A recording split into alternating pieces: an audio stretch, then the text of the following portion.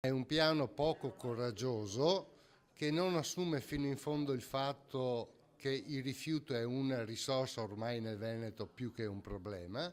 e che si concentra troppo sugli impianti piuttosto di assumere i comportamenti più virtuosi che vi sono ormai per milioni di veneti da questo punto di vista e applicarli al resto del Veneto. Assistiamo a un strano dibattito dove giustamente indichiamo allo Stato e alle altre regioni di assumere il modello Veneto come elemento virtuoso, ma poi quando dobbiamo applicare questi modelli virtuosi, nel caso dei rifiuti, al Veneto, il piano si dimentica di farlo. Arrivare al 2020 con almeno il 76% di raccolta differenziata.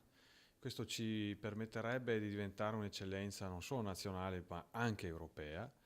ma è un obiettivo realizzabile perché oggi già in Veneto ci sono esperienze di comuni virtuosi che ci dicono si può fare.